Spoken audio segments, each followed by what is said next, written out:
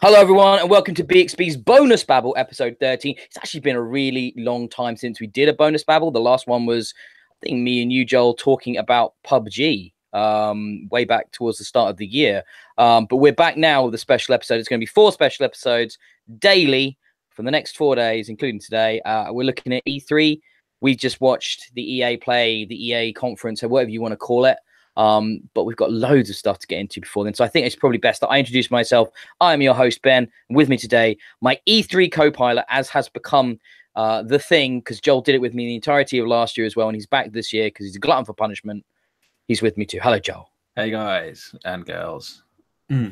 Probably mostly guys, let's be honest. Yeah. Yeah, I mean, how you doing? How's things? I mean, we're gonna I can tell you now the sort of running order we're going to do. So people aren't confused. We're going to talk about some of the games we've been playing because we're honestly not going to get another chance to do this. And we've got some pretty cool games to talk about. And then we're going to talk about the masses amounts of news and announcement that came out this week prior to E3, which was just crazy. I don't think I've ever remember it being so full. And then we're going to go down the running order of EA Play. Now I've got that out of the way. I will speak to you, Joe, and I will let you talk. How are you doing? Oh, all right. I had a bit of it's been a bit of a mixed week, busy week. So, all right. How have you been? I'm moving away from the camera briefly because my cat is in here with me, and I'm going to put my cat out. Oh, Ben's playing with his pussy. It's an oldie but a goodie, that one, isn't it? Just like my pussy. Sorry. I apologize, but I regret nothing. Oh, for God's sake! Now she's now trying to eat my headphone wires. This is awesome. This is great. That's what cats do. They play with. You've had a busy week with work. Busy week with work. And then yesterday morning, I got up to go to work, and as per my normal getting up routine, I went into the garden to feed the rabbit who was laying there stiff as a board.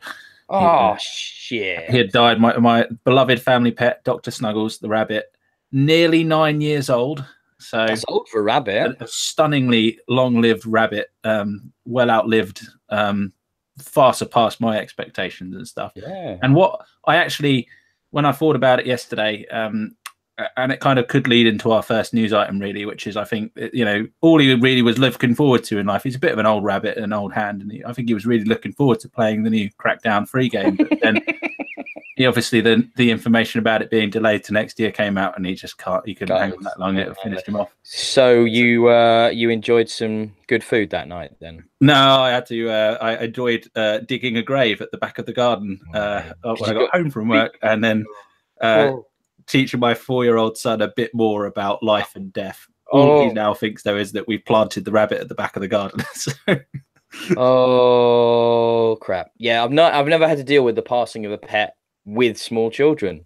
I imagine that's its own kind of horrific minefield. That it was. Yeah, this is mortality. It was just too fun for him. Like when we were filling the grave in, I was trying to pat the soil down. He wanted to get in and jump on top of it and stuff. And so, okay.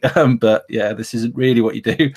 And then today you wanted to go jumping on the grave again. You've got visions in 70 or 80 years' time now of when you pass. He'll be jumping up and down your grave, just being like, "Yeah, this is awesome. Dad's dead." That's probably not the lesson you want to teach. I don't know much about children. I've got a story about children. I nearly broke a 5-year-old's fingers this week by accident. But I don't know if I should get into that. Getting rough at the store. Yeah, I just had to teach that little fucker a lesson. It happened I was using wonderful British public transport.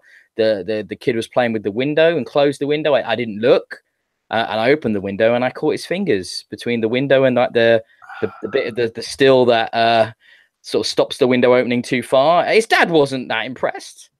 And when he was having a go, I said to him, "Well, you shouldn't let him play with that, should you?" That was all I said. And it was just like, yeah, I'm a miserable git. That was my cat going in front of my camera there. This is going really well. Yeah, that was my only response, which he didn't enjoy either, funnily enough. The best bit, he asked me, "You saw his fingers there? You did it on purpose?" And I went, "No, of course I didn't do it on purpose. What kind of psychopath do you think I am? Like, no, I didn't do it on purpose, you lunatic. I just didn't pay attention to what I was doing because I don't fucking have child radar, because I'm not a parent. I'm sure you have child radar. I mean, at this point, you must do. But like, no, yeah, That was my interaction with children this week. So cool. You've got nothing. You've got nothing after that. I can't top that, mate. You know, you just think I'm a psychopath. I didn't get away with attacking a 5-year-old on the bus, and then they're up to his father. Pretty ballsy. I mean, I just didn't know what to say. I was like, well, don't let him play with the fucking window then. I mean, like, what do you want from me? But anyway, I could have probably been a little bit more compassionate, probably a tiny bit. When the best thing is I had my headphones in, right? I didn't realize I'd done it. So the kid was screaming and wailing, right? And I'm just reading a book on my phone, listening to music. I had no idea. So when he taps me on the shoulder, I was like, what? I was like, you know, as you get defensive immediately, don't you, when you're in public transport? Somebody's like tapping you or getting in your space. You're like, what do you want? What do you want? Like that. And I was like fronting straight away. So when he told me, I just went, yeah, well, you know, life lesson, mate. Yeah. Don't play with windows. You're not seeing you're not seeing the funny side because you're a father and you're imagining what you'd have done in that. I kind of am, but at the end of the day, I wouldn't have let my 5-year-old piss around with the window. Probably, I would have been much more mindful of him being a nuisance to other people. So I would have been like telling him to sit down and sort it out and stuff. Like, yeah, because you're a good parent. So kudos to you. So like I said, it's a life lesson that kid will now know not to fuck with windows on public transport. So it's like, you know, I was doing him a service. I guess we should probably talk about some games. Yeah. Rather than just my various psychopathic outbursts. Yeah, I'm going to touch on a couple quick, and then I really want to talk to you about what you've been playing because I've also been playing it, and you've got a review coming. I'm pretty soon, isn't it? This weekend. I've written. I just need to edit down the review, so I've written loads of stuff. I just need to do the final edit on it, really. So should be up tomorrow at some point, I hope. But first of all, I want to talk about ONRUSH because it was really annoying because when we recorded last week, I'd played a shit ton of ONRUSH pre-release, but I was under embargo. So I couldn't talk about it, even though I really wanted to talk about it, especially with E3 coming up. And it's a really bad time to be releasing games when you've got this news cycle that's just full of all these announcements.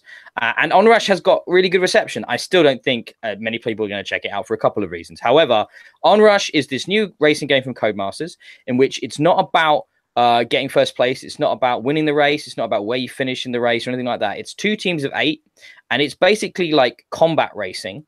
So it's all about getting score for your team across 4 different modes, and it's predominantly aimed at multiplayer, though there is single player in there as well. But the multiplayer is really well done because you can just be the two people, you and an opponent, and then it will fill in the rest of the team with AI, which will then get populated with human players as and when they appear and drop in and drop out and stuff like that. So it's a very fluid multiplayer experience. And basically, it's this arcade racing game, which is kind of crossed with a sort of a hero shooter like Overwatch and maybe a little bit of a MOBA like Heroes of the Storm.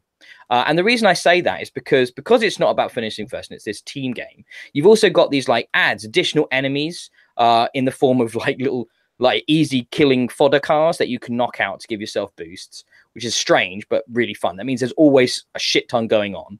And in addition, you've got the cars you pick are like the heroes. So they've all got different special abilities and class specific power-ups and things of that nature. So they all play differently, and you're going to pick different cars depending on the type of race you want to. And there goes my cat again. There it goes. There it goes. Depending on the mode you want to play. So there's a few different modes. I'm going to try and put Joel. I don't know. Talk about a racing game for a second. A racing game. Any racing game. There you go. She's got So it sounds like it reminds me of a Micro Machines / Mashed style game. Yeah. In concept. I think modern similarities would be something like MotorStorm and Burnout. I think kind of have some of the handling similarities, but the fact that it's not about finishing in any kind of position at all. It's all about getting score and getting boost. And it's called ONRUSH because you have like a boost that you're basically always using. But then as you're using that, you're powering up your special rush ability. And every one of the cars has the rush ability. And the base thing of that is it makes you go even faster, like boost plus, as if you needed that. So it's you're going at just ridiculous speed, and each class, those ONRUSH abilities is slightly different. So some will be like giving a buff to other cars to giving them better boost, and then other cars will have like gives you like an improved ram ability, so you can be more aggressive and like knock opponents' cars out of the way. And all of this through those different modes I was alluding to, modes that are sort of like my favorite mode by far was this control type mode, in which you have to sort of, it's really strange because there's a zone you need to control, but you're in a racing game going at hundreds of miles an hour. So the zone is like racing ahead of you, and you're trying to race to catch up and get in it for you and your team, while also keeping your opponents out of it.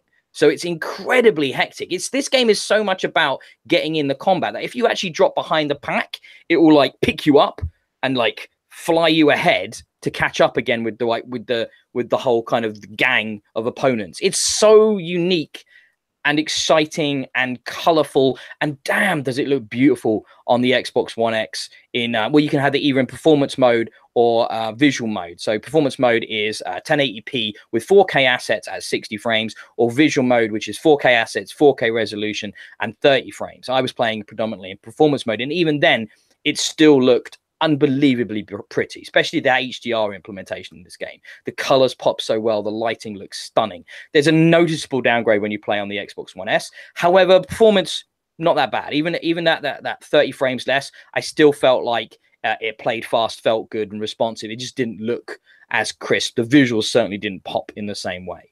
I think this is a real recommendation in the racing genre. I'm a big fan of racing games. I play pretty much all of them. And this really stands out as a unique experience, but it's got one big problem, Joel. One big problem. Okay. And beyond the time of year it's come out, and there's the fact that there's no demo, Codemasters want £55 for it. And that's at the top end of a AAA release pricing. And when you're dealing with a game that when you just read the description of it and look at a few screenshots on the store, you don't really get a great idea of what the game is. And without being able to put your hands on this game, I find it really hard to believe that people are going to punt 55 quid. And I've actually been looking on Reddit and stuff like this, and it's the same everywhere. People saying, well, you know, when it's on sale, when it drops a bit, I'll pick it up then, I'll consider it then. I think they've really done themselves a disservice sticking it at that price point. Without a demo. God damn it, guys, put out a demo. I understand you wanted to finish the game and get your day one patch out.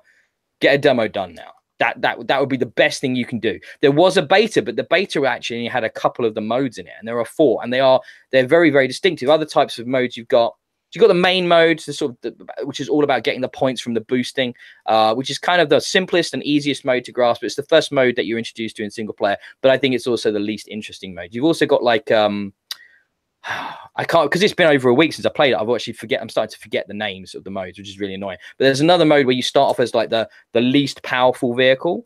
Everyone starts off, and then when you get crashed out, when you die or taken out, you go into the next class, and there are 4 classes. In each class of vehicle, there are 2 different vehicles to choose from. And then it's like the last man standing in the biggest, heaviest vehicle. So you start off on the motorbikes, you work up your way up through the buggies, then the sort of the saloon sports cars until you're into the big trucks. That's a really cool mode. And then I mentioned the sort of lockdown mode. Then there's the elimination mode, not the elimination zone, but the sort of gate mode where you're going through these gates as your timer ticks down, and you're trying to get through the gates to get your timer to go up again, obviously, while your opponents are trying to keep you from doing that. So there's this very noticeable back and forth. It means that matches often feel really close. There's not usually a blowout. It usually feels like it goes back and forth. You know, it's multiple rounds for each game, and you really feel like it can swing in either direction. But the more you play it, though, and the more you start playing with people that understand it, like you would in a hero shooter, you're going to start to think about the classes you pick and the holes they fill and how they work together. So there's definitely like a depth there as well as an accessibility. I really like it, as you can probably tell. I really, really like it. I just think not many people are going to play it.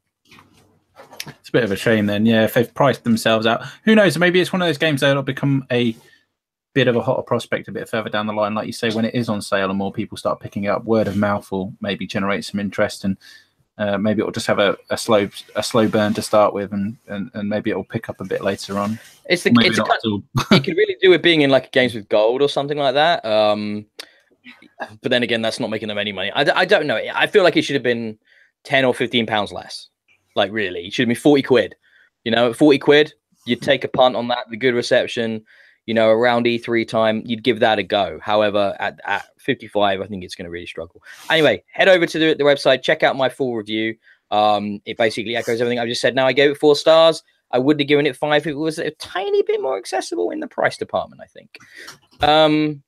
Joel, I'm not sure what's going on at your end. Sorry, my wife was just trying to get something out from under my sofa here. Is she doing that thing where because she knows you're like doing recording, she's trying to be quiet, but that means it's always more noisy whenever anybody tries to do that? It was until she slammed the door on her way out. No, I'm not sure. Like, it's cool. Well, we are recording at a weird time, though. Tomorrow night will be even weirder, Joel. I warn you now. You know, it is a weird time. It's not our usual slot, so I understand that. I mean, my cat was trying to destroy everything a minute ago, so it happens. Should I actually let me just quickly talk about the other game I've been playing, which I haven't put a review up for, and I'll get it out of the way, and then we'll talk about yours together. So I've been playing Moonlighter. Have you heard of this? This has kind of got a bit of press at the moment. Moonlighter is a roguelite, a dungeon crawling roguelite, you know, randomly generated levels, fantasy setting, pixel art style, though a very good pixel art style, nice music, you know, very appealing.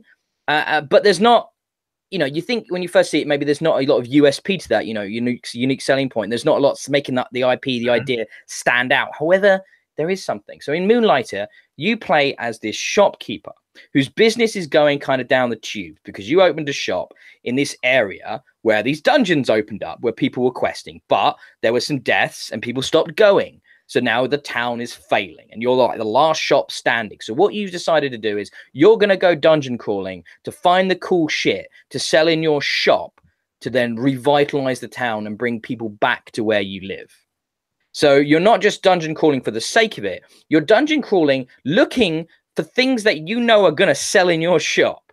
So you're like targeting specific enemies to get specific loot. There's multiple dungeons with different loot. You know, it's kind of like you go into them with like a shopping list in mind. And the biggest problem I have with this, which I don't normally have from roguelike games, is greed. I always want to push a bit further and risk a bit more to get the loot to sell in my shop. And it's a really interesting sort of challenge and balance, like knowing when to quit, knowing when to step off and get out, because the next room you go into could be super dangerous and just kill you. And then you lose everything you just found on that run. So it's got this, it's not permadeath. You come back each time and you can try again and again and again and again, but it's randomized enemies, randomized maps, which mean you don't know what loot you're going to find. You might have done an amazing run, got the best shit, and then you've pushed it just a tiny bit too far and you lose it all. So it's this kind of interesting mixture of sort of economy simulating shop sim with a really well put together sort of roguelike dungeon crawler. So yes, really, it's a really cool take on the genre. Really cool little game, I have to say. I aim to have a review up for that in the next couple of days on the site. But yeah, are you looking it up now? I've been looking at some pictures and stuff in the background. So looks like it's got a nice little art style and stuff. And I actually do quite like you say, most of the time you play roguelikes and there's not really any agency or reason for what you're trying to do, is there? It's literally just like, yeah, just play the game and the challenge is finishing it if you can in one playthrough without dying. So actually to have some seeming purpose as well, it's not often you get a roguelike game where you play it and then you're given that choice to stop and go back and, you know, settle for what you've got and then start again without losing your life, if you know what I mean. So you have the, because you have this amulet, which you can cast at any point. It costs you some gold, but not a large amount compared to, you know, how much you're going to be making.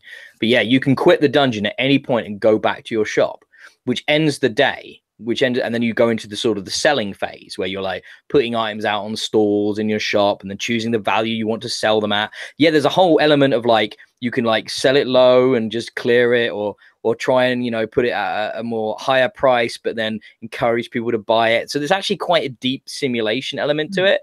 It's really interesting and intriguing, and yeah, it's definitely interested me in ways that games like that don't normally. Yeah, so it's really cool. Yeah. Right, let's talk about, I think, the weirdest and yet most compelling game I've played in a while, and you're doing for review, so I'll let you kick it off, but tell us about Cultist Simulator.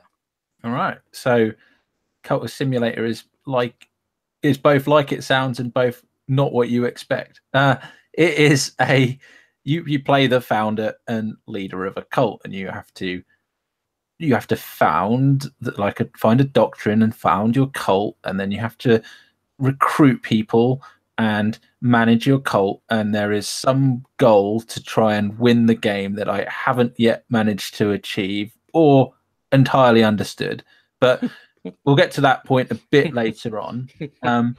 The key to this game is it's described like as an RPG. I'll get the Steam description up for the genre, because that's one of the first interesting parts about this game. It is let me get to the store page for it quickly. This is the beauty of having the internet these days and stuff. So it is described as an RPG, horror, Lovecraftian, which are all true. It's described as a simulation, which it is, but it's like a deck builder. This game plays out as cards on a table. There's also a real-time element to it as well. So I don't know if you've ever played like one of the kind of legendary games at all, Ben. The sort of card games legendary. They're sort of, I've got one downstairs which is like an alien themed one where you can sort of play through Alien and Aliens, just using a series of different decks and cards, and you sort of randomly shuffle and deal out different decks, and so it sort of is different each time you play, and you have to deal with these encounters and stuff. But this has a real-time element to it. So you have a sort of cards, and then you have actions or verbs as they're described in the game. So you have like work, and you have like study and talk and dream. Yeah. And what you do is you put a card on one of those verbs, and then for a sort of 60 seconds, 30 seconds, it may process, and it will step through performing that action. Now, each action may have one or many steps, and at different steps you may need to add more cards to get it to sort of buff it. And then it might output different cards, and then you use these other cards in other ways and create pairs, and you keep using these cards on different verbs to try and find and develop and process your cult. Now, the game, this is where the other genre that no one really seems to have added to it, and I think this is very much also a puzzle game, which is really kind of is what's scratching my itch with it, is that the game does little to tell you what to do or how to play it. It does nothing. No, there's no tutorial from what I can tell. All you really get is on the startup screen that it literally just says that I've got it quoted somewhere, but it literally just says now I can't find it. I'm just looking through my doesn't it basically say something along the lines of just try stuff? Yeah, pretty much. It's like yeah, I can't find it, but it's literally basically along the lines of like when you don't know what to do, just experiment and see what happens. And that is the ethos of the game. It literally just throws you down, and you just start throwing cards in, and you kind of see what happens. You can, try and drop cards in to see which ones will go in the slots. You can click on the slot, and it will, the cards that could be put in that slot will highlight. But then you fill all the card slots, and sometimes you still can't activate the action and stuff. So there's a lot of it I haven't made sense to. I've got notes as I've discovered certain combos and how to generate certain types of card, because, so for example, I think in my first playthrough, I got this sort of despair action appeared, and it was feeding on my doubt, I think.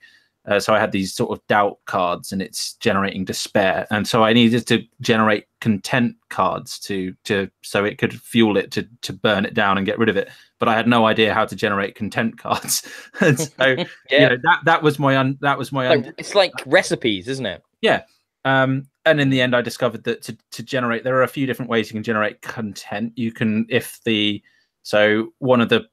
get these cards that represent locations, and there's this location that's like the cabaret club kind of thing, or strip club. I'm not sure where it kind of fills in. It looks quite kinky, but the sort of text you get, the flavor text you get with some of these cards and actions makes it sound quite innocent. And you go there and you add some money, and you can generate content that way. Or if you dream about money, so if you've got these funds cards and you dream about those, you can generate content. and yeah, you go on. You know, I learned that yes, you go to the auction house, you can buy and sell at the auction house, you can get books, you have to study books, and then recruiting. And yeah, I'm in about my 5th playthrough. I'm probably about, I don't know, about 13 or 14 hours into the game, through about 5 playthroughs. You're much better at it than me then. I've done I'm, about 4 and played for about 2 hours. I nearly came. My proudest moment today was when I thought I was about to come unstuck because I was trying to deal with. I had sort of somebody.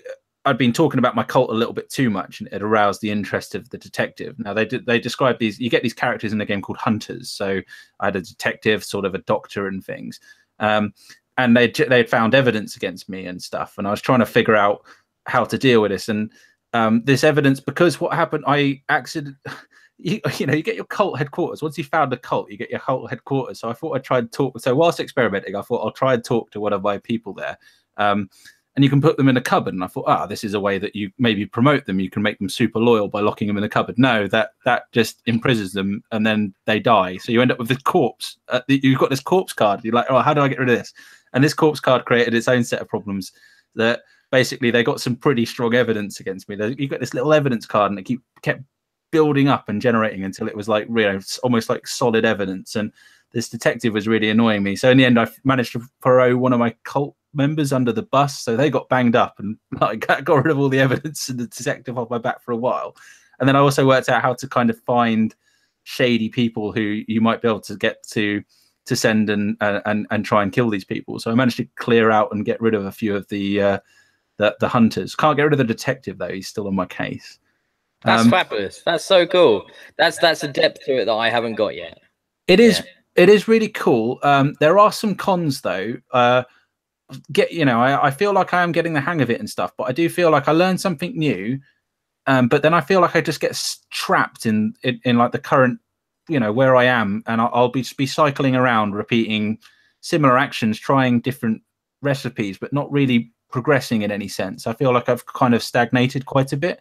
And then suddenly, I don't know, maybe after an hour of mucking around, I will get a breakthrough. But and yeah, the other things are, like I say, it's not always clear why certain combos and cards don't work. They work at times and not others. I haven't quite got my head around the entire mechanics of the game, and I think that's what's interesting me, is it's just trying to unravel the mystique behind how these cards, what's the game actually doing underneath? How is it all working and stuff? And that's the puzzling aspect to it. So yeah, I'm really enjoying it. It's really good. It feels really different. It feels quite unique, and it's quite fun, and it's incredibly.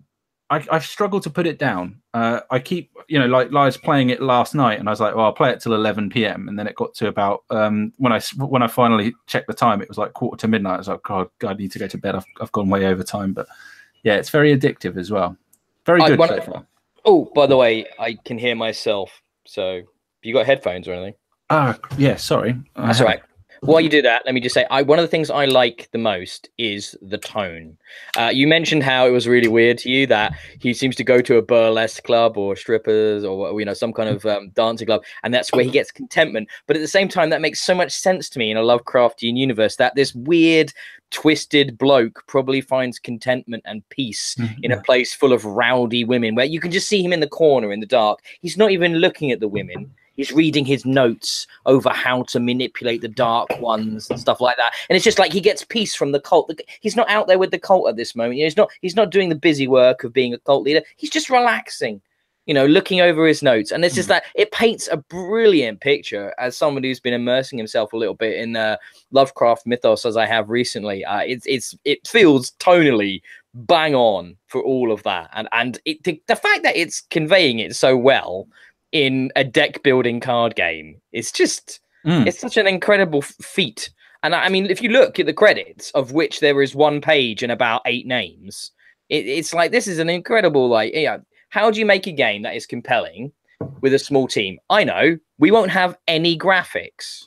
Let's not try to do that. Let's try to do something that's text, some good sort of graphic design in the way of card design and icons, but not 2D or 3D sprites or any of that crap. We don't need to do that. Let's just have good writing and a good idea. And I think it's a really inventive kind of sort of weird subgenre I've never come across as a video game before, and I'm quite excited to see, you know, if there's going to be more of this sort of, I don't know, it's almost like a text adventure, isn't it? But with the God, when those countdowns are clicking and you know you need to generate a health before this one generates like, you know, a kill thing off of like maybe I got decrepit in my last playthrough because I wasn't looking after myself well enough. I needed health. And then there's other ones, the wealth, you know, money is a big issue. You can just go broke if you're not working and generating income. You know, you run out of money, and it's like that's a big effect. You know, there's the despair thing you were talking about, and that will just tick down. And if it gets bad enough, that's it. You just lose your mind. Your brain cracks, and you just go. You know, and even when you die, I love it when you die in this game. It's not like, oh, bad, you dead. It's like, and finally his release from the mortal coil set him free into the ethos so he could be reborn as the Dark One's servant. And it's all this like amazing kind of like, yeah, even death isn't the end. And then you just start again, and it feels like every time you start again, you know, it's direct connection to what came before. It's and you're learning. I love the learning of it. And trying stuff, and it's like working out those recipes and those formulas for generating the cards you need. Oh, it's so cool. It's such a cool little game. Yeah, it's really good. Yes, so you'll have a review of that soon, but I feel like we should move on. Yeah, we've got a lot to get through, haven't we? Some E3 stuff, but we needed to talk about those games, otherwise they would have just got forgotten. There's no way we would have talked about them next week. Let's get into the news that came out pre-E3. Then we'll rattle through these quick. If you want to add some comment and get into it, we'll have a chat. But otherwise, I just want to go through them in a way. Crackdown 3 confirmed delay into what is turning out to be the very busy month of February 2019.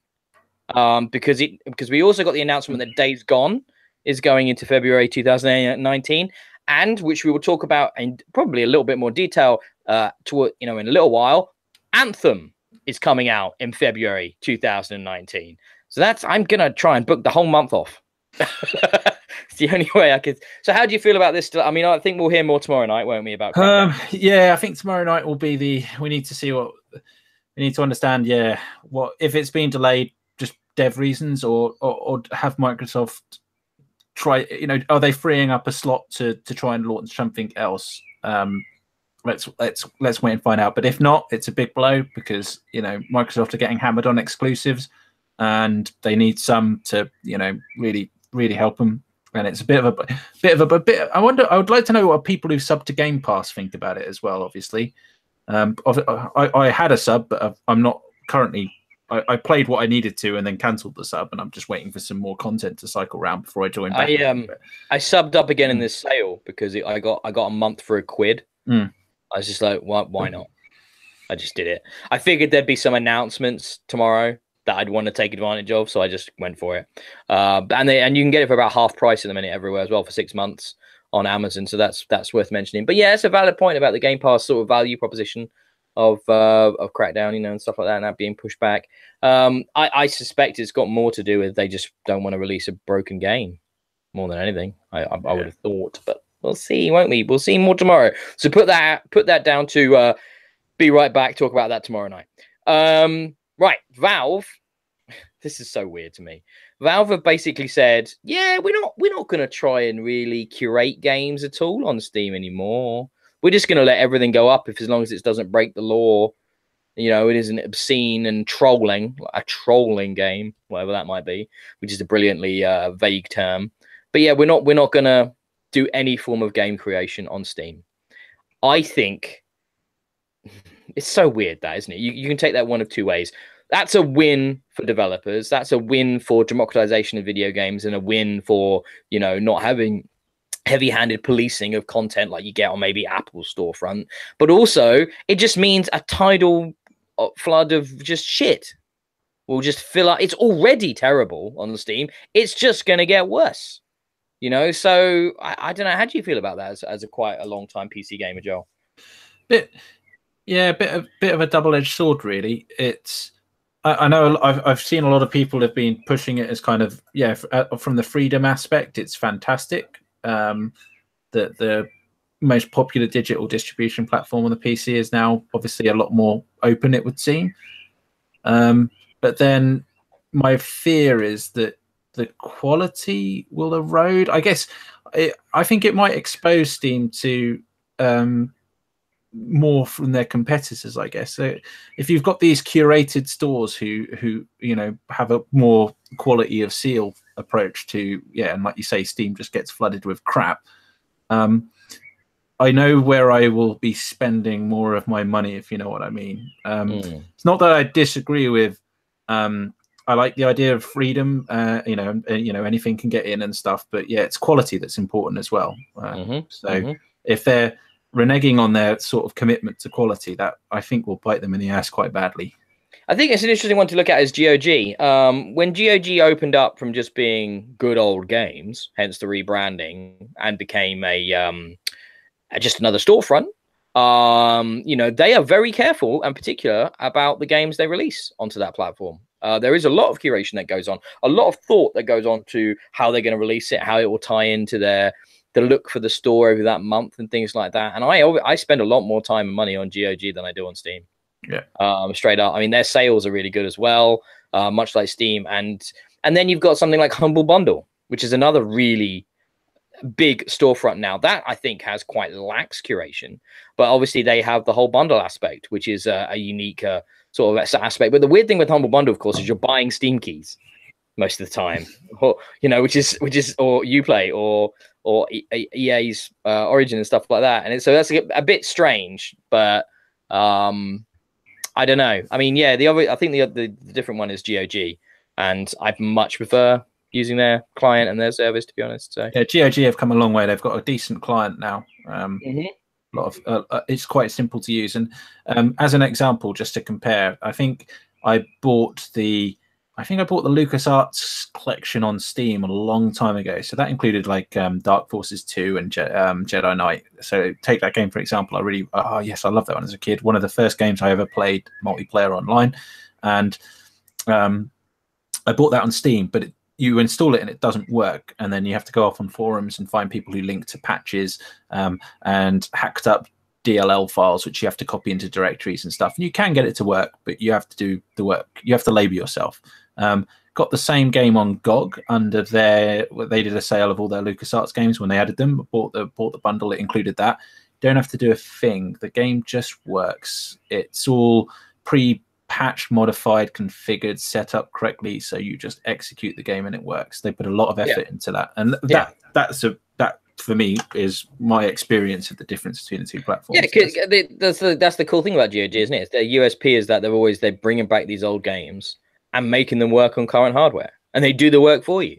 And it's that's just brilliant. I love that about them. That's absolutely fantastic. Anyway, moving on. PlayStation did a bunch of like early announcements prior to E3. They announced a bunch of games. I'm not going to talk about all of them because not all of them really excited me that much. But one of them that did excite me was Tetris Effect from the man that brought you Rez, Tetsuya Mizuguchi. I know Mizuguchi. I didn't know his first name until I saw this, but on the trailer. But did you watch the trailer, Joel? Yeah, I did. Freaking looks mental, doesn't it? Looks awesome. And psychedelic and stuff, and it's got VR support. So I'm looking forward to this. As a man who just bought a PSVR, I'm sure we'll talk about that next week, because it should be arriving in the next couple of days. Yeah, I am more than excited to be playing some Tetris in VR. Why? I'm not sure, but I mean, it's Tetris, but it seems to have like Tetris smashed together with Rez. I'm not really sure how it's going to work and what really from that trailer is actually like indicative of the game, but it has some cool fucking music, cool visuals, and I bought Puyo Tetris just because I wanted a Tetris game on my Switch.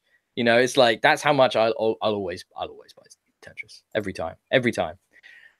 Right, let's now move on to the big announcement from Bungie this week, because why not, guys? Week 43, sure. Get in there as well. And they decided to unveil their big second-year plan for Destiny 2, which is the Forsaken expansion, which has taken us back to the Reef. It's given us new environments. It's giving us a new raid, which I'll never play. It's given us, obviously, an increased light levels, new ways of playing, new multiplayer / single-player kind of crazy mode, which, you know, it's... I watched this and I was looking at it going, yeah, you're clearly trying to do Taken King level, right? Great, good. But I don't think I can get excited anymore. You know, I'm spent. Look, guys, hands up. I will be buying the digital deluxe year 2 pass. I'm gonna do it. There's no point in me pretending I'm not gonna do it. I'm gonna do it, and I'll play all of it. I'm gonna do it, except the raid. But I'm not exactly excited about it, I guess, which just means I have a problem. Obviously, like I'm mentally handicapped or something. I keep doing this to myself. But yeah, you added the news story of the past yourself, Joel. You put that in. Now I'm assuming that was something that interested you in one way or the other. So I think, yeah, tell me what you think about that. I think the thing that interested me most is that it's a bit thin on details at the moment, but they've announced that obviously you've got this Forsaken pass, so that gives you the Forsaken DLC and stuff. But alongside that, they're changing the way that you're paying for Destiny now. So they're adding this annual pass concept. So you buy an annual pass, and that will give you, I assume, all the content that's released that year, be it maps or whatever. And I think the original article on Eurogamer, suspects it's a counter to the fact that they give away, because they don't want to fragment the player base anymore, so all the multiplayer maps are given away free and things like that. It aroused my curiosity, because I almost thought, is this now actually a subscription to Destiny 2? Will it become a requirement that you pay this fee to play and you get a year's worth of gameplay? They haven't said anything like that, but this is me reading between the lines and wondering. They've obviously said more details to come, but yeah, we'll see more probably on Sony's stage or PlayStation's. Well, they don't have a stage, do they? But you know what I mean, from their thing. Maybe we'll see more from that. But I also maybe didn't they say actually maybe just later this month or next month they might have just used that terminology. But you know, so things to point out from this new stuff. It's going to be grittier in tone. It's going to have a Western revenge vibe. You know, they're going to have to do a lot with story to impress me at this point, because I think Destiny's 2 mostly falls flat. Of all the stuff I've done in Destiny 2, I don't know if you remember, right? So when you get to the end game, the Vanguard are split up and they're like the post end game quest givers. So you've got Cade giving you stuff to do with PvE and like the open areas. You've got Zavala is the guy who puts you on the strikes and gives you the reward for the strikes. And Ikora Ray down in the basement is there to give you the option to replay the story missions on of all the people I have never used, I've never gone to Ikora Ray in the post game to replay the story missions, because none of them were memorable or in any way that interesting and make me want to go back to them. So I mean, unlike Destiny 1, which actually had some quite memorable single player experience stuff in their story, if I want to grind, I'm going for the strikes. I'm never going to Ikora Ray, which is a shame because she's my Vanguard as a diehard warlock, as I am. But you know, the best thing I think that we showed in this is the Gambit mode, which is this mashup of single player multiplayer where two teams are going to be fighting enemies, collecting points, which they then sort of bank to send enemies across to the other team. And then at certain points in the match, they can even invade the other team and actually direct damage. So it's kind of interesting kind of mashup of single player and multiplayer game types. So I think that sounds kind of cool. I'm up for that. That sounds interesting and different and kind of creative. So it'd be interesting to see how they balance that, or if it's just going to be a whitewash depending on the skill levels. But, you know, I thought the visuals looked nice. A bow and arrow, I mean, that didn't thrill me as a concept, getting bows and arrows. And they tried to make it sound cool, didn't they? The description was like, yeah, you got machine guns and stuff. And yeah, why and rocket launchers, why would you want a bow and arrow? Because, you know, you just thwop and they're dead. It's just like, yeah, no, I'm good. I like the look of some of the new subclass powers. I like some of the look of that. Like they look pretty cool and fun, like and showy and over the top. And that was fun. But it's just more, isn't it? It's not a lot of new. It's not a lot of real change or innovation, but I will be buying the £70 digital deluxe version of Year 2 because I'm an idiot. So don't even. At least it's not Mass Effect Andromeda, right, Joel? Indeed. Not far away though. Not far away, no. My forever shame. My forever shame. Okay, moving along quickly. I didn't get into Hitman from IO, the episodic Hitman. I bought it. I have the whole thing. I got it on a sale. But it never really grabbed me. I am not the biggest stealth gamer, and you can play it actually quite aggressively from videos I've seen, and it looks like there's loads of emergent gameplay, but it never really grabbed me. So the news that IO is bringing out Hitman 2 in November, I mean, I like the trailer because it's set in Miami around a motorsport event. Joel, I don't know if you watched that, and I was like, oh, they're talking about putting the Formula One in Miami. I did. I cool. saw the trailer. Oh yes, I could. I can loosen his suspension, or maybe I'll put some explosives in his side. Fuck up his brakes. Yeah, up his brakes. Oh, like it's in his brakes, wasn't it? Yeah. So yeah, that I thought it was quite cool. But it's Hitman. They've always kind of been a bit like that, haven't they? So. Did you play this new Hitman? I didn't play the new one. I played the very first one, and then when I saw it first, I was just like, I swear I played Hitman 2. And I was like, someone looked it up, and sure enough, yeah, in 2002, Hitman 2 was released. And I was like, yeah, I think I played this game. It's just a remake. It's not. Yeah, it's obviously not a remaster though. This is just. I don't know what everyone in the game industry's lost the ability to count now, haven't they? Really? Yeah, a little bit. And even when they do have numbers, they're not necessarily numbers. Like Battlefield 5 is actually, could it be Battlefield V? I mean, who knows? Who knows anymore? Yeah, I'm interested enough to keep an eye on it. It might spur me on to going back to the original, the newer Hitman, as it were, the episodic Hitman, and playing a bit more on that. It's sat on my hard drive. It's like in my pile of shame. I do want to try and to play a bit of that. And then in sort of what is becoming more common, this sort of idea that developers that are getting bigger now and branching out. So we have sort of Avalanche who are doing double duty. So we've got Avalanche, which will be showing Rage 2 at Bethesda, but they've just announced as well this new game called Generation Zero, which is a sort of 1980s set. Robots have taken over open world action game in which you're in Sweden and you're like, in the countryside shooting giant robots and looking crazy with mohawks and deep customization options and stuff. They were saying in the blog post that they put out around this, it looks fucking awesome, doesn't it, Joel? I was like, what is this game? This thing looks so cool. I love it. 80s, which is hot right now. Sweden, which I can't remember ever running around in a video game before.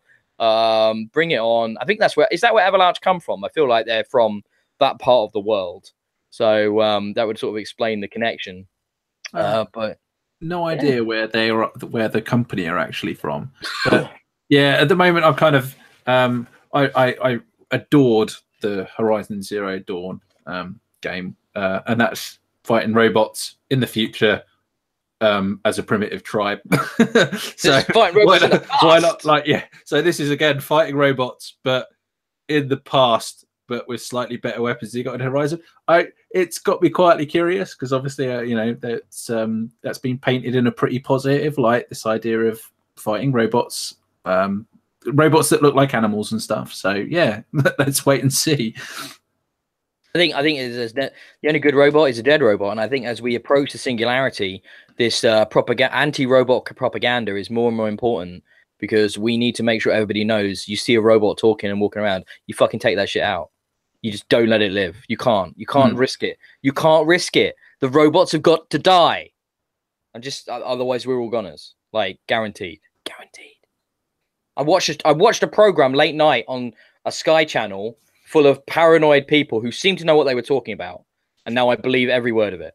Have you ever seen the original film Westworld? Of course. I watched it for the first time like last weekend, and yeah, I was talking to our friend Mark about it, our mutual friend Mark, and Mark was like, it's an amazing movie. And I said, you know what? It probably is an amazing movie if I hadn't seen Terminator first. Now, because I've seen Terminator before Westworld, I kind of look at Westworld and think, nah, Terminator did it much better. Like the fear of the machine and stuff. So yeah, that was my conclusions for that. But yeah, the robot revolution, fuck the robots. Fuck robots. Hashtag fuck robots. Woo! Okay, so another double dealing studio, as it were. Don't Nod, who just brought out Vampire, and to be fair, we'll talk about Vampire on next week's show with Richard, but I've been playing it a bit as well. And something that was mentioned to me before I played it, and I can see the truth to it now more and more, is that the Vampire seems to be the Remember Me team, and it looks to me like this new game, Twin Mirror, might well have been the Life is Strange team, because it seems to have a lot more in common with the sort of style that Life is Strange had, whereas Vampire is much more in the vein of Remember Me, being kind of like the action adventure role-playing game in an interesting setting, and that's one of the reasons why I'm really enjoying it, by the way. But yeah, if you were looking for a spiritual successor to Life is Strange, I think Twin Mirror might be it. So we got a moody trailer, didn't we? No, it looked rural America, well, kind of like rural Americana type thing. Small town America, I should probably say, shouldn't I? Basswood, West Virginia. West Virginia. I don't think it's more small town than Basswood. Basswood? Not sure. Yeah, I think it's Basswood, actually. Yeah, dude's coming home to return to the funeral. It's going to be a thriller, psychological. I got a little bit of an Alan Wakey vibe to it, I guess. Just that's my heart longing for a sequel to Alan Wake 2. I find it wherever I can, Joel. Put it that way. Lots of nice visuals. Yeah, it looks like it's going to have that same thing that Life is Strange is, which was a slice of reality with a twist. You know, a feeling, a valid real world with something unique, supernatural spun on it. And that, yeah, I had issues with Life is Strange due to the writing more than anything, and the fact that at times it felt very much like these teenage girl characters were written by 40-year-old men, because they were. And, you know, hopefully with the protagonist and the setting, that might be a little bit more relatable. The dialogue and the writing might be a little bit more believable. So I definitely think it's worth checking out if you haven't seen this trailer already. This is another one from PlayStation and their pre-E3 release sort of info dump. Yes. Anything you want to add, Joel? No, I've got nothing more to say. Move on. I don't know about you, Joel, but I think in the 3D fighting realm, I probably like DOA the most. I've always enjoyed the sort of the physicality of the DOA games. I'm not just talking about the boob physics, but the boob physics are good. Always been good. Team Ninja, peak boob physic. However, I've just always liked how it felt. The combat, there's not a lot of like showy, like fucking fireballs and shit. It's all very real physical combat. I hate Tekken, compared to DOA. I don't hate it, but I never liked it as much as DOA. And I'm looking forward to seeing where they're taking it with DOA 6. There seems to be some new power moves that are going to be in there and things like that, and charge moves. It's going to be more accessible than ever. So one button win type fighting game, probably perfect for me. But yeah, I mean, it was a good trailer. Looked like DOA, didn't it? Well, yeah, kind of. Maybe there just wasn't enough women in the trailer to be a DOA game, was there? It was heavily male orientated. Shocking. It was stunning. Like, I think that's their attempt. Probably, I think that's their attempt probably to try and point out that they're not just that. The games are, I completely agree with you. So, never been much into the Dead or Alive series personally myself. I was always a big fan of the only fight. 3D fighter. That's a bit of a different challenge, actually. Does Smash Brothers count as a 3D fighter? I know it's like 5D, but no, I've never got on with 3D. Smash Brothers doesn't even count as a fighter. How can it not? Bullshit, mate. It's the best of them all. There are bad words said about it. You better get ready because you're going to be watching a lot of it on like the final day. Yeah, true. Nintendo, yeah. I mean, the 3D fighting is my least favorite. I much prefer 2D, like Street Fighter, Mortal Kombat. But my 3D is DOA for me over Tekken, definitely. And then King of Fighters was always okay, but no, I never really got into that in the modern generations. Yeah, I struggled beyond the two. I enjoyed some of the 2D ones. Never really been good at fighting games, so I did enjoy the challenge of trying to play them. But yeah, I've never coped well with the transition to 3D. So I just noticed something, Joel. I hope you dug a bit deeper on this next news story, because I seem to have linked to a news story talking about a trailer that doesn't have the trailer in it. And that is for Phantom Doctrine. Did you find this trailer anywhere else? Because no. It's basically 1980s once again, called post-Cold War espionage XCOM. No, I have got the trailer and I am looking at it now, but yeah, sorry, Ben, I haven't. That's okay. I haven't gone through all of them, so that's okay. So that's okay. It's on me. So this I don't know much about it. I think this wasn't announced just now. They just showed a new trailer for it ahead of E3. It's Phantom Doctrine, and it just looks like, it looks like they basically just sort of, I don't know how, but like retroactively stripped the tech from XCOM and made sort of a crazy espionage version of it with like mind powers and all the kind of, all the MK Ultra-esque, buffs that happened in the, the CIA era of like deep espionage and like, betrayals and black ops and all of this stuff. It looks looks really good fun. I'd be well up for this. I think it's coming to consoles and to PC. But yeah, honestly, as we reach the end of all this news, while Joel takes a look at this, all this news that came out prior to E3, there was so much of it, I didn't even link and make a point of talking about all of it now, because there was just tons of it, way more than I've ever seen before E3. So I think it's people trying to get ahead of that news cycle a little bit. But Joel, have you had a look? I'm having a look now, and it reminds me a little bit. I can't see if the combat plays out in real time, and now I'm being asked if I'm a human. Goddamn GameSpot. I was just wondering if it's a bit like Frozen Synapse. I don't know if you ever played Frozen Synapse. Yeah. But like as in where you program your moves and then it plays out in real time. But it doesn't. I think it's turn-based. I think you're right. I think it's turn-based. I think it's straight up XCOM from what I could tell watching it. It has a nice art style. Yeah, XCOM. Yeah, interesting. The bit when they started getting mind powers toward the end of the trailer, I was like, this is just like fucking Enemy Within, where you got the mind powers and stuff like in the mid game, didn't you? It's just like fucking hell. This is so similar. But at the same time, I don't more XCOM games like that. Always enjoy games like that. Well up for it. Right, should we get on to EA Play? Let's drop in. Right, first of all, we had a slightly different format to the show, didn't we? It was a bit more relaxed. We had Andrea Renee of Video Gamingness. She was? Yeah, Andrea Renee. She's been all over the fucking games for forever. So my first thing it's not quite the first thing on my notes, but it's the first thing on my notes from when the presentation started. It just said, "Who is she?" ? It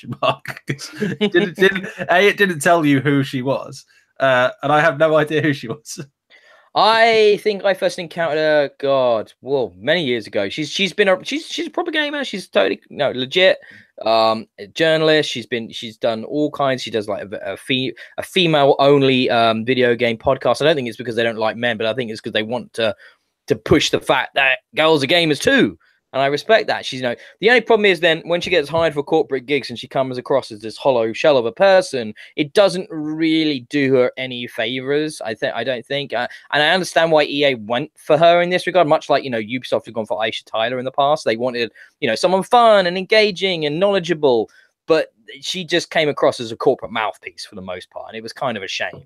And to be honest, the whole presentation felt a bit colloquial and small, and it didn't feel very epic. And oh man, the amount of reusing of footage really bugged me. They kept looping trailers. Yeah, I commented on that. I put two things down right at the very end of my list, and it was just like a lot of repeated footage and quite muted applause. Actually, they didn't. Oh God, no. Yeah, I think that's probably less the actuality and more they didn't mic the audience properly. Because if you're gonna go announcement, pause for audience applause, and then you just hear. Doesn't really work, does it? Doesn't not at all. Doesn't play, guys. If you bit of a shit show. So in general, we had our usual mixtures of developers coming out looking like they were going to shit themselves in fear and stumbling over their own words. For God's sake, people, just let them talk and don't make them use an auto cue. Why do you make them do that? Because when you do get one that's passionate, like we had from the Unravel developer in this new game that we'll talk about shortly, I was totally I didn't know what that woman was saying for most of it.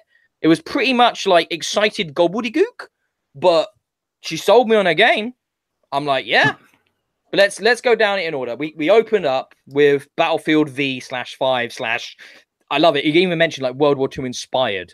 They even said that. And I was like, yeah, because this don't look like the World War II I read about in the books. It really doesn't. But that's fine. I don't need that. Let's just go crazy with it. But it looked good, didn't it? I mean, we're gonna get a story reveal at Xbox tomorrow night, and the multiplayer looked like Battlefield. Yeah, it looked. Yeah, well, it's bloody Frostbite engine dice game. They always look staggeringly nice. Yeah, it's got some cool things. You can hook up a gun turret and drive it around. So someone could tow you in a tank. That sounds like it could be fun. The destruction it looks like it's back and at a much higher because Battlefield 1 didn't have that much destruction. So it's nice to see that back. Looked quite cool. Single player stories called War Stories. Like you said, there's going to be more at Xbox tomorrow. I thought the War Stories, the equivalent of in Battlefield 1, were amazing. I really enjoyed the single player part of it. So looking forward to that. no loot boxes, no premium packs. So that's the theme of the entire the show. It certainly was, wasn't it? Brought that out with every game. Oh yeah, we're not gonna rape you. And then at the end bit when he closed, what's that guy's name that you see? House Andrew Wilson. Andrew, he is like the most corporate dude ever. Yep, it really isn't. He makes Don Matrick look sort of like on the level, doesn't he? I mean, oh no, because Don Matrick always came out and looked like a suit, and right, you know, I am a suit. I'm about the numbers, right? But this guy is like, I'm a suit, but no, I'm not really. I'm really cool. I'm like you, which just makes it worse in many ways. It's like, man, you just come across as fake. Yeah, he's like a younger Steve Ballmer. Doesn't look anything like Steve Ballmer. But you remember how uncomfortable Steve Ballmer used to look on stage trying to pretend to be cool. Yeah, but then they had Jay Allard and shit, like, so genuinely cool dudes, and it was like, that's all right. You got, and then remember Kudo Sonoda or whatever his name was, the Connect guy. Like, yeah, these people are actually kind of cool, so you kind of balance it out. But like, it's but you're right. I mean, so anyway, if we're doing this in order, but then we got FIFA, which I was. Oh wait, one last thing on Battlefield. I got one last note. Just the Royale mode. He didn't say Battle Royale. He just said Royale. So we probably should mention that, shouldn't we? But not a launch, and that was all they said. So watch this space. We don't really know anything about it. Post-release support, which I think is what's going to happen with Call of Duty as well, to be honest. Yeah, I love that they can't call it Battle Royale. I knew that was going to happen. I mean, I was talking to some people about this last week. I was like, how many Battle Royale? They were asking me, how many Battle Royale modes do you think they're going to announce? I was like, none. I'm like, what do you mean? Well, they can't call it Battle Royale. They can't, because it will confuse people too much, confuse the consumer, because it's already a different product. So yeah, they're going to have all these stupid names for them, aren't they? We got Blackout with Call of Duty, and now we got Royale. Like, can I get a chicken one? I don't know. I mean, like, one of my first thoughts was Chicken Royale. So stupid shit, man. We're gonna get so sick of that mode. By the way, by this time next year, we'll be dying not to see another Battle Royale mode. I guarantee it. Right. So we got FIFA 19 announced, which, yes, football Ronaldo. They got the Champions League. Woo! I wasn't even sure what that was, Joel. So I know what that was. I was mostly surprised that none of the previous FIFA games have it. Like, what? Seriously? I thought you could play virtually all the leagues and sort of all the intertwining connecting ones. Also, the guy on stage made a complete blunder because he was just like talking like, yeah, this is all the, you know, any club in the world wants to win this trophy. And that was actually, the Champions League is European specific. So you have to play for a European club to win that. There are South American and Asian and African variants of it. American I don't know if there is an American one. There probably is, but I just meant football players. Yeah, so that was kind of a big blunder on his part. So I picked up on that. Even the trophy said that he was pointing at had like European like engraved on it. And he just like, this is the world trophy, man.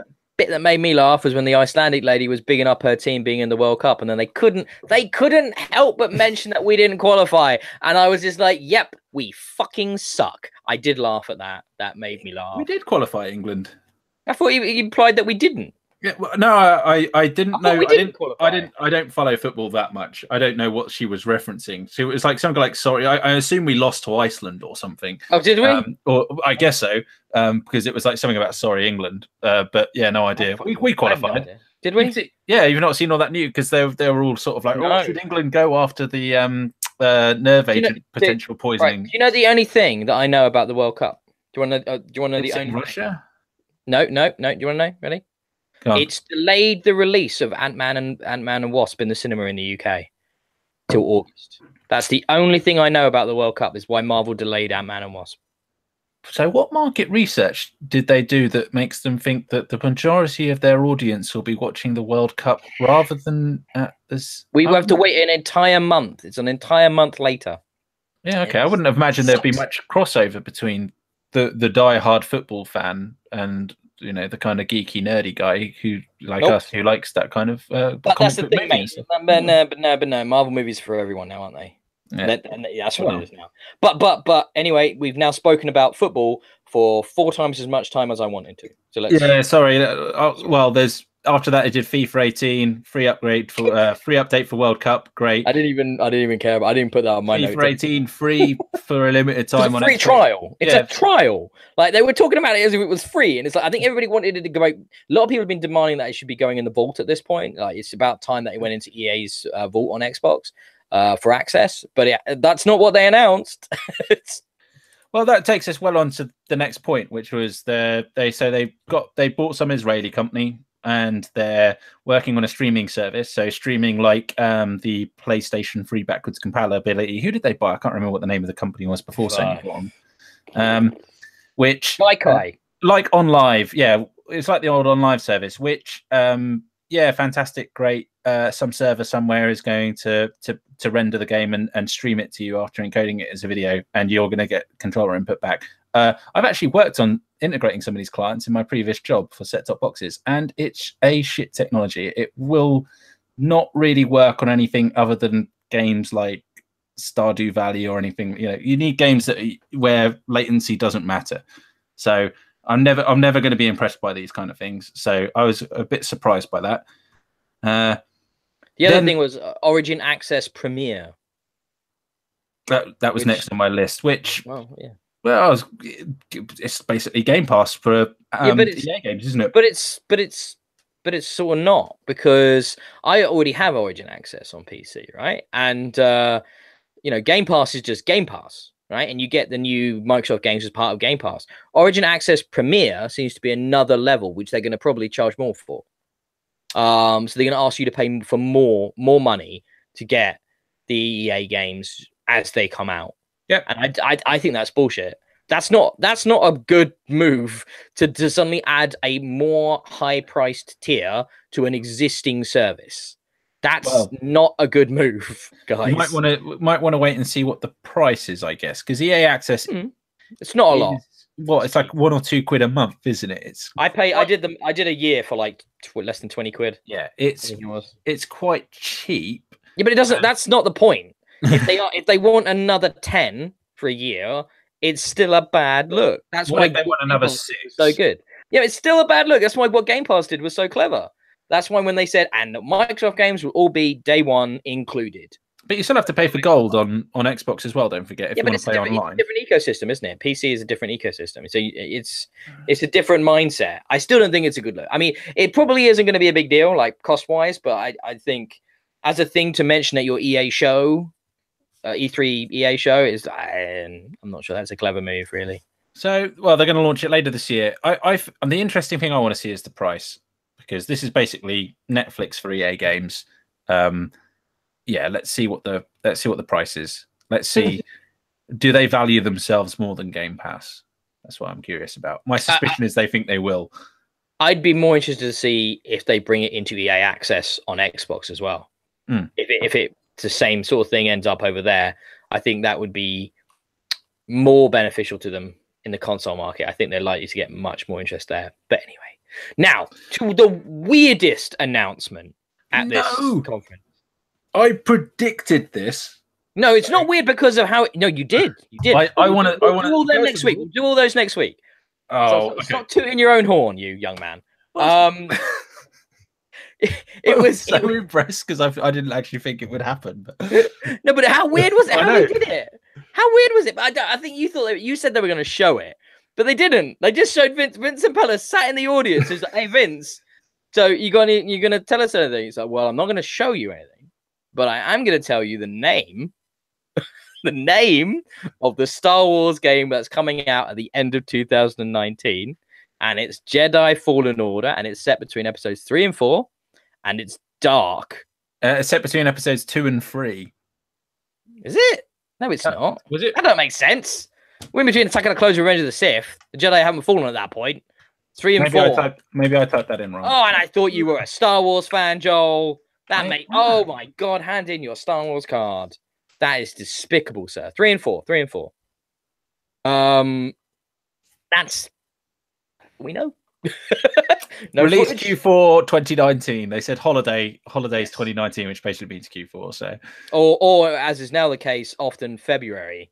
February 2020. All of these games that we've got in February put it out there. can still be Q4 if you want to if you want to quibble financial terminology, I suppose. Yeah, so yeah, it's between episodes 3 and 4. It's Star Wars Jedi Fallen Order. I was excited. I like the idea. That's a good time period. You can have Jedi, but they can be maybe not as restricted by, you know, being part of the Jedi Order. So I think there is some freedom there for some pretty cool storytelling. So that's cool. That's cool. They didn't even say what type of game it was, though. So my prediction was a single-player Star Wars game. They're meant to be working on one, yes. Yeah. So this will be, well, so I'm just looking at what Respawn other games they've done. So yeah, Titanfall 2. It could be. Well, let's watch this space and see. We'll probably have to wait a whole year, though. And then we got some more Star Wars. And I think his name was Dan. No, it's Dennis. I've written him down. Dennis is the fool guy. Is my Dennis came out, drew the short straw, had to come out and was so happy to share good news, because Dennis fell on his sword and took all the blame for everything Battlefront had done at launch, and then told us that we're going to get more prequel era stuff. We're going to get you know, Clone Wars stuff, which people wanted. I didn't realize, but okay, cool. Grievous, Kenobi, Dooku, and Anakin are all going to be playable heroes. They've got a bunch of new modes they're working on, which sounded quite good, like to do with capital ship, like control and stuff like that. Loads of new maps. We've got Geonosis announced, but I think that's just the beginning. They're really supporting this game. They're really supporting it. And I felt bad for him, because it's like what he said at the beginning was we really wanted to come out of the gates running. And like, you know, getting on this roadmap, loads of content, month on month, you know, month after month, keeping the player base supported, which was what they wanted to use the loot boxes to do, obviously, right? They were going to use the money from loot boxes to support their continuous releases, right? So because of that huge mismanagement of that situation, I'm guessing just EA is just footing the bill hard on this, like, support now. They're not making any post-game money. There's no revenue stream for them now. So I don't know how they're paying for all this content. That's just be coming out of their bottom line. But... Can you not still purchase just cosmetics only? No? Nope. I haven't been back to Battlefront 2 in a while. I went back a week or so ago, and they said they were going to sort of revamp the microtransaction system and bring it in so you could do that. But then they changed their minds, and there is no way. There is no microtransactions at all in Battlefront 2 now. You get currency from leveling up and from playing the game, which you use to unlock the skins from grinding, and that's it. Yeah, I feel bad for them. It's a good game. I really like playing that game. I played about 4 hours of it a couple of weeks ago with a friend on a Sunday afternoon, and we played loads of Starfighter Assault. And it's like, you know, it's like being a kid, getting to fly around in a fucking X-Wing. It's amazing. It's super cool. I wish they'd take that engine and just make a single player, kind of like X-Wing / TIE Fighter, Starfighter simulation game. I'd play that for months on end. Yeah, it's a stunning game. It looks beautiful. Sounds looks amazing. Fantastic, doesn't it? So absolutely amazing. Reddit will be happy about that anyway. They've been hankering for Grievous for ages on the Star Wars subreddit on the Battlefront. It's weird. This is what happened though, isn't it? All that stuff is you can blame places like Reddit for it, can't you? I mean, all of that overreaction, really. So Unravel 2 got announced, and it's out now, bitches. Anybody care about Unravel 2? I don't. Really. I've never played the first one, but it's meant to be pretty good. It's fine. It's I've got a kid screaming outside, by the way, if you can hear that. I apologize, but it's Dad's back with the kid. His fingers are in a bandit. Oh, he's got a bat and a flaming torch. It's not going to end well. But no, that's a callback there. Hope you like that. It's fine. Richard reviewed it. He enjoyed it quite a bit. But he's more partial to the platformer than me. As a genre, I'm not the biggest fan. I like the art style and the music. I love the dude who gets up on stage and talked about it. Like, absolutely quality, you know, genuine guy. I remember him coming up there last year. And was just really, really, really nice little dude. But co-op or not, I mean, what did you think of it, the presentation? It didn't really do much for me. The thing that shocked me about the presentation is, like, the first time he was like, I'm just going to show you me doing a certain bit of gameplay, show you how it works in solo and co-op and stuff. And then, so you saw him click around. It looked like he brought up one of the early debug menus or something to walk to a specific location. And that's the point where you're just like, okay, so this game, you know, it's still quite under development. He's taken us to the specific point where they've kind of got a reasonable working bit that shows what the game's about. And so they go through that, and right at the end they say, "Oh yeah, we finished it. It's available now." And I was quite like, "Whoa!" Just by the virtue of seeing him running it through the debug menu, I actually thought, "Yeah, this is still, this early stuff. They're still got a way to go with it." But that surprised me. But that's kind of the vibe you got from so much of this show. It felt like whenever they showed stuff, it felt earlier than the game was meant to be. Like, when we get to Anthem in a bit, that game's meant to be out like in February, and they've got this really weird Q&A thing going on. And it's just like, and then the looping footage again and again. And the looping footage went through the Battlefront 2 stuff as well as the guy was talking. And just showing the same few seconds of gameplay. And it was just like, this is really strange that they've done it this way. Like, maybe they were trying to give the developers a bit more freedom to chat and to, like, deliver their stuff and feel less time constrained. Which was a big problem with the bit we'll get into shortly, actually. But then they don't have the gameplay to back up the ranting and the moaning and the whatever, So I just don't. It was weird. But Unravel, and then my heart was hurt, Joel, by what came next. The slow realization of what we were looking at on the screen, and then the realization that it wasn't ending for some reason. So I knew it was going to be bad when the guy came out and introduced himself as a shoutcaster, and then I wanted to immediately murder him. And they've got this shitty looking mobile RTS, haven't they? And it's like, I looked at it and I went, those look a lot like Tiberium crystals. Oh, hold on, you've skipped ahead a few steps, haven't you? Have I? What have I jumped past? So they quickly then he rambled on about A Way Out for a bit, and saying how well it did. And so to quote, he said, "We all loved it." And I put question mark, did we? I've not played it, but yeah, you did like it. I couldn't recall if you liked it or not. Then we had Sea of Solitude. Oh, I've got that. Sorry, I think my order's out of order. I have got Sea of Solitude here. So we were still in the originals bit. And my first note on Sea of Solitude, other than it being Joe My Games, is fucking hell, a human on stage. Yeah, she was amazing. The first person who seemed to have any emotion or not seemed to be reading the auto cue. So yeah, it was great. It was really good. What was it? I can't remember her name now. I didn't capture her name. No, but she was Joe My. No, maybe the writer, creator, head developer, or the person at the top of Joe My Games. Came out and just, oh man, she clearly like so nervous, so amazed to be there, so excited, kind of incoherent for a lot of it. Like it took a long time to get to a point, but I loved her, and she was passionate. And like it clearly Sea of Solitude is from the heart, and it came across in the same way as the Unravel presentation from last year. It feels very much like a passion project that EA have just somehow found out about and swooped in and gone, "Yep, let's do this. We'll do this with you." But like it seems to be this game that explores loneliness, and depression, and what it can do to you, and solitude, and all these other kind of big emotional concepts. I don't really know what watch that trailer. I didn't really know what that game is. But like it's a kind of third person actiony adventure-y thing. I got like a rhyme kind of vibe from it, if you know what I mean. Like that's what I picked up from the trailer. I don't know if it will turn out like that, but that's the initial impression I got. Which I hope not, because I don't think I could take another gut punch. Oh yeah, rhyme was more of a problem because of its technical issues, wasn't it? Just the gut punch at the end was like the narrative end. Yeah, that was quite like. Okay, fair enough. But no, she was fabulous, and I'll check out the game just for the strength of that. I mean, that's like EA, it's so weird, isn't it? Because first of all, you've got House, who is this fucking cyborg CEO robot guy. And then you've got these amazing developers that they trot out. Like, he wasn't there this year, but the dude from A Way Out and stuff. He's just Joseph Ferraras or something like that from Hazelight. Yeah. The passion, and the Unravel guy and this lady, the passion and the just pure excitement and emotion that comes through these people. And they find them. And yet, then you get, then I'll segue back to my previous one then, if you don't mind.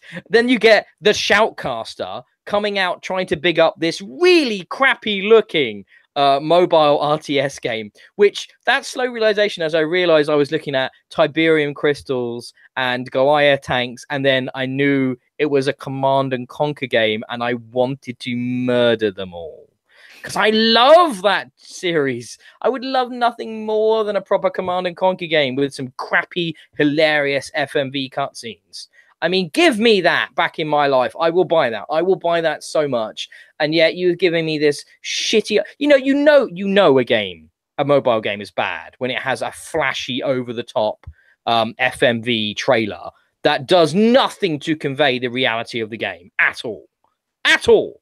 And you know that game is going to suck. And it's just like, this is the worst. And then it went on and on and on for what felt like days. I should read my notes out to you that I was taking at the time. And it just says, there's no spoilers here or anything. It just said, looked at Quali, missed game title, some mobile game about missiles. Command and Conquer ? Because I think they mentioned GDI. And I was like, the GDI, that's Command and Conquer. And then, yep, CNC Rivals, iOS, Android Alpha available now. And it's like, it was funny because they were trying desperately not to give away it was Command and Conquer for quite a lot of it, but then they kept accidentally dropping in little bits. They gave it away, but I could tell. I worked it out pretty quick what it was, and then it went on for about 20 minutes. I actually thought I'd missed. I thought they'd said what it was, and I'd missed it. No, it was weird. Actually, yeah. I don't know why they did it that way, because it just made it the worst thing ever by the end when they confirmed what it was and we all knew. And it's just like, oh, you just don't know what to do with that franchise. You don't know what to do with the IP anymore. You've just turned it into this, and it's so awful. So sad. You did skip past 2 games, and I really wanted to hear what your thoughts were on NBA Live 2019. I know you. There's a reason these aren't on my notes. 2018. I want to know, man. Tell me. I turned to Leah, who was watching it with me. We were watching on the big TV downstairs. I turned to Leah and I go, I'm looking at this, and I know one thing. And she goes, what? And I goes, I'm fucking going to have to review this because nobody else is going to want to do it. So I'll be stuck with like last year, I'll be stuck with the fucking basketball games again. And it's like, it's not even a good one. And it's just like, yay. They're in like their civvies on the playground playing for most of the trailer. And like, what? Like, who cares? Oh my God. And then there was, so I'll spare you the torch. Madden 2019 with NFLPA winner Young Kev. What was that? His rise to whatever, like he won some EA endorsed sports league for it. It's all about the bank, brother. You know what I'm saying? It's all about the money. That's what they kept saying. They came out. That was awful, wasn't it? It was worst canned like interaction ever, like, and you've got this footballer who's dressed like a clown because he's so wealthy he doesn't need to dress like a is that who he was? I thought he was one of the other guys in the tournament or something. He'd won it the year before. No, he was an NFL player, I believe. I think maybe I'm wrong. Maybe he did win it the previous year. I don't know. I have no idea who he was. I thought he was an American footballer. He might be. Yeah. He was just like a clown regardless. And one of the best tweets I saw of this, which I retweeted from Danny O'Dwyer of No Clip, which I recommend watching his documentaries, always check his shit out. But he tweeted, why are they showing the next lot of Fortnite skins on the EA Play stage? And I was like, that's fucking nailed it, mate. Brilliant, Burn. And it was just so fun. But that was just so awkward. And they just don't even care at this point, do they? I mean, it's just like, it's another Madden. It's another FIFA. It's another NBA. They didn't spend any time on Madden or NBA, really, did they? They spent quite a long, painful time on FIFA. But I've noticed they're not even talking about the story modes anymore. Is it just a given that we're going to get another sort of continuation of those story modes in those football games? Because they're the best bits of the game, didn't they? Briefly, briefly, they said whatever the kid's name, Alex something or whatever was. It was his. He was moving up to the Champions League next. Yeah, that was the only reference I picked up. They're the best bits of those games. Like, I played both of them last year, and I had a good time with both, and I enjoyed. Yeah, the story stuff is really good. Even in Madden, I don't know American football that well, but it was a fun story that made me want to keep going. They did a good job of capturing the sort of Friday Night Lights vibe But already they're moving away from it. They're not talking it up, which is so weird to me. But right, have I missed anything else? So last but not least, that's Right. it. So the big one that they teased at the beginning, I thought quite a cool way. Actually, they did the AR demo. Yeah, that looked smart. That looked cool. You know, that looked I just felt sorry for anyone who was on the show floor who was actually there, because they were all half asleep anyway. Yeah. The looks of it. So yeah, Anthem. We got a flashy new trailer that looked cool. That looked great. And then obviously everybody was very pissed off that there was no gameplay on Twitter. And then they all came out. Casey Hudson, I was very happy to see again, out repping BioWare. The writer and I think one of the lead developers all came out, sat down on, they got some nice director chairs out on the stage and had a somewhat awkward interview with Andrea Rene, in which she asked Twitter questions because, you know, community, that's important. And they chatted about it, and it mostly just sounded like Destiny or Warframe. Or the two combined, and then they showed some gameplay. And in spite of that, in spite of how generic, when that writer was describing the story, and I thought, if anybody's going to sell this, the lead writer will convince me that this is a unique, interesting concept. And she failed. Like, she really didn't do a good job. And it was like, right, even in spite of that, when I watched that gameplay, when I watched that Iron Man suit, the javelin transition from flying into the water, going underwater, and then coming out, and then walking on land, I'm like, as a gameplay possibility, that still looks awesome. I'm up for it. It looks gorgeous. The combat looks great. I like what they were saying about how they're going to integrate single player with the cooperative, more like MMO aspects. The one question for me that I was really left with was, they're talking about this open world and this one world all the players are in. Is it a proper open world, or is it going to be more like those open environments that we get in Destiny? You know, so that Mars and Earth, they're all locked off, and then you travel between them, but it's not one world, one contiguous world. Because if it's a proper open world with that level of fidelity, that will be incredible, an amazing achievement if that's what they're going to do. I mean, what did you get from it? I mean, I'm so happy Casey's there. I'm so happy they've got the time to go into February to get it. It's coming out up against Days Gone. Yeah, Days Gone should just not come out. Like, that's such a bad idea to release that train wreck of a game. That's something else they showed, by the way, PlayStation. Did you watch the Days Gone trailer as well? Because it was bad. No, I haven't. Don't waste time. But so how did you feel about Anthem and that showing and how they handled it? So my outtake from that is how I'm struggling to see the real differences between that and Destiny. Yeah. You know what I mean? How are you going to differentiate? How are you going to sell it to me? How are you going to say, well, we do this, we do everything that Destiny do, or we do this differently to what Destiny did? Because it, even in the trailer, there was just like, oh my god, that looked just like a fallen guy. I was sitting there like the feel of it was Destiny like. And then they, you know, even they seem to be struggling to get the words out. At one point, the woman was just, oh man, it's like she was saying it's like so dynamic. There's like the weather changes in these, so the weather's the same for all the players, and then the storms are the same. And I'm just thinking, hold on, the storms are weather. You've just like tried to stretch the same point out to two different things. And when she's talking about the big open world, I think it will be heavily instanced like Destiny, basically. I don't think it'll be like WoW, where you even WoW's technically instanced because you have different servers around the world and stuff. But I don't think you'll go and stand in a place and it'll be like 50,000 other players standing there trying to buy from the same vendor or stuff. This is going to be like, there'll be like 100 people per instance in the public areas and stuff like that. And I think it's, like I say, it feels so much like a Destiny clone. And the only real difference is, you know, the point, I swear that they wanted to say the word fire team, but couldn't. They just said team, you know. It's one thing that did sound cool, though, is that you play your character and you can then choose which javelin you want to go out in. So that almost sounds like you can switch your role, unlike in Destiny where you have to have explicit characters. But that's my interpretation. That's Warframe. Yeah, I mean, that's just Warframe, isn't it? Yeah. So I mean, that's the thing. This game, I think Bungie have played into their hands though, because they don't have to be different from Destiny. They just have to be better at this point. And I think there is still a lot of demand for that experience. And then you couple, all right, so think of it this way, right? If they're as good as with the shooting mechanics, the combat mechanics as Destiny, brilliant. coupled with that, are they as good as sort of BioWare at their best in narrative? If you can put those two together, it doesn't need to be groundbreaking. It just needs to be, it will just be better. And if it's better, you know, if you've got a compelling, exciting, interesting single player story, you know, even if the overarching concept, which she sounded really like, oh, there's these guys and they're bad and we have to stop them. And then there's this thing, which is like Gaia, but they're trying to subvert it.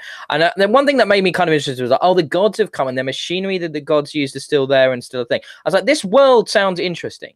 And if the world sounds interesting and they can do that and they can make good characters that are well acted with interesting, real kinds of, you know, backstories and motivations, then the bullet point elevator pitch doesn't need to be great, does it? Because if you boil it down, most video games like Mass Effect, you know, oh, these bad space aliens show up and they're trying to take over the universe and you're going to be a dude that stops them. It doesn't sound great, does it? And yet the experience of that trilogy is fucking brilliant. So I think, you know, that's an experience, but they really, it's true. What you said is true. They have to 100% get across why this is different. Like, even if it isn't that different, I think I always talk about perception when we talk about video games, because I come at it often from a marketing point of view and things like that. And that's one of the reasons Xbox and stuff is struggling. It's perception. You know, that they're perceived to be the losers. You need to be perceived to be different, even if you're not. Like, there needs to be something that people can latch onto. And it wasn't in that presentation, was it? It didn't feel as far. For example, the environment was still the same kind of locations as the trailer they showed last year. Very similar. Yeah, and I noticed that. The game looked very similar. Yeah, actually. And you know, they showed a kind of quest. They've obviously cut segments out of it just to get it through in the presentation quicker. And the only like, you know, it just looked more. It looked like they'd managed to get the UI HUD display sorted, like on, and then slight added one extra mission compared to like last year. I mean, I understand that these type of games, there is a lot of groundwork to get in place, so it is easy to create new missions, to create this dynamic, evolving world and stuff, and that there'll be months worth of work for stuff that you'll never actually really see much visual progress on. So. I assume that's where they're focused, but yeah, for me, it's there's going to be two types of Destiny player. There are those who are playing it but dissatisfied, I guess, with what they've got currently, but they're still persevering with it. So why should they jump from Destiny to Anthem? And then there's players like me who played Destiny 2 and enjoyed it and don't really understand why I don't play it anymore. It just doesn't seem interesting. So why am I going to be interested in playing Anthem? Because you get to be Iron Man, Joel. I did. Did you notice the N7 skin that they creeped in as it scrolled through? Yeah. There's no way I didn't notice that. I shouted at the wife, N7, Mass Effect, like that. Fucking hell, I noticed. Yeah. I mean, look, it's up. I'm just looking it up now. Supposedly, it's up for pre-order already. So if you bear with me, I'm going to see if they've got multiple editions or anything like that up. I'm just having a look now on the Xbox. Didn't they say? So they clearly explicitly clarified there will only be purchases for cosmetics, and so no loot boxes, no random things. You just pay a fee and you get the cosmetic items you want. So that's clarified. The theme of the EA show. We know loot boxes are bad. We're sorry. We'll never do them again. So we've got the Anthem Standard Edition is 60 quid, and the Anthem Legion of Dawn Edition is up for pre-order at £80 right now. And people have been talking about like, oh, for February. Oh, I don't think this is going to hit February. No, I think it is going to hit February. I think the footage we're seeing, the footage we just saw, for example, I think that's quite early. I don't think that's any time recent that gameplay has come from, honestly. Because like you said, it looks a lot like the environment we saw a year ago. I know Casey Hudson, he is kind of his idea, his baby. He created it and then left the company. And he's come back and done a lot of, I would imagine, done a lot of ship writing since he returned and getting things back on course. And I have faith that he'll achieve that. Would we like, do you want to know, interested in the description for the fancy edition? I'm curious because the only thing that I assume it in theory can come with is cosmetics or digital art books and stuff like that. Pre-order to receive. So this is you just pre-order the Founders Player banner, very Destiny. VIP access to pre-launch demos. Okay, so you're going to get beta access by pre-ordering. The Anthem Legion of Dawn edition gives you the complete set of Legion of Dawn armor packs for all the different javelins, a legendary weapon, javelin gear attachments, and a digital soundtrack. So there's that. So to have all of this up on a store page, I think they've got some strong confidence in release for this. To be honest, I think this is. Well, think about it. Once this type of game, well, if you've got because it's an evolving game, the intent is that new content will always be added and it will be evolving. That, you know, what you actually release in your first release is probably lots of scope to, you know, cut content if you need to, because you know that the plan has always been to roll out monthly patches, roll things in and stuff. So, you know, if they're confident in their sort of the groundworks and the framework and stuff, and all they need to do now is start building the quests in it, for example, and creating the items, then yeah, they should definitely be able to hit something on release date. And one of the things that really held up Destiny was their pipeline was so terrible. Yeah, right? that's what I've heard. They struggled. Now, if BioWare have got a better pipeline in place, then yeah, the game at launch doesn't have to have 100 hours of content, does it? It you know, it needs a decent single player story with some good writing, like I said, and good characters and replayable events of some kind that make you want to keep coming back, which I'm sure it will have its raid equivalent, strike equivalent, things like that. So yeah, if they're then on top of it and they can just get out monthly content drops, you know, then that would keep me coming back. But I think that brings us to the end of EA's EA Play press conference. I mean, any final thoughts on the show, Joe? I mean, it was pretty by the numbers, really, wasn't it? Kind of underwhelming, kind of pretty straightforward. I was waiting for them to drop the typical EA fuck up somewhere, which they didn't. I mean, it seemed like bad decision of some kind, you mean? Yeah, sort of, you know, to some untasteful thing, or, you know, like I refreshed my knowledge on last year's press conference and stuff, and, you know, just listening to just before they sort of went into detail on Battlefront 2, just saying, look, we listened to all the fan feedback from Battlefront 1, and we've taken it all on board, and this is what we've given you.